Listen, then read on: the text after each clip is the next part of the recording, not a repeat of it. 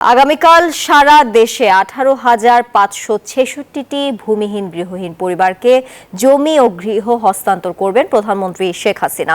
গণভবন থেকে ভার্চুয়ালি যুক্ত হয়ে ঘরগুলো হস্তান্তর করবেন তিনি। একটু মাথা গোঁজার ঠাঁই হতদরিদ্রদের দিয়েছে অসীম স্বপ্ন দেখার সাহস। স্থানীয় প্রশাসন বলছে, প্রধানমন্ত্রী অনন্য উদ্যোগে অসহায় মানুষের মুখে শুধু হাসি ফোটেনি, জীবিকা নির্বাহে কারো কাছে হাতও পাততে হচ্ছে না।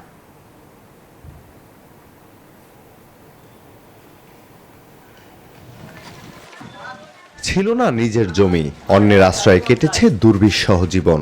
আশ্রয়হীন গৃহহীন হিসেবেই কাটিয়েছে জীবনের প্রায় পুরোটা সময়।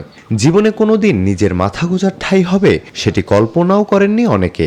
প্রধানমন্ত্রীর আশ্রয়ণ প্রকল্প পাল্টে দিয়েছে এসব হতদরিদ্র মানুষের জীবন।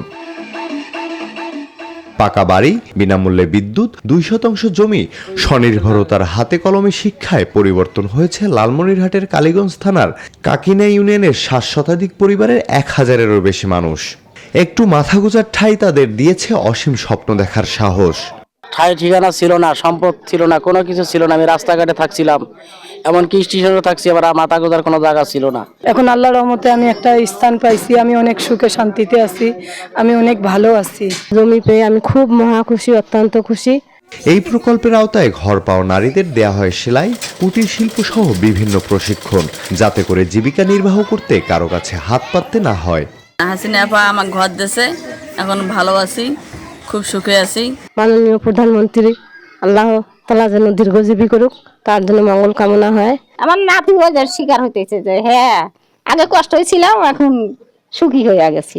ভূমিহীন ও গৃহহীন অসংখ্য পরিবারকে ঘর নির্মাণ করে দেওয়া হয়েছে বলে জানিয়েছে স্থানীয় প্রশাসন।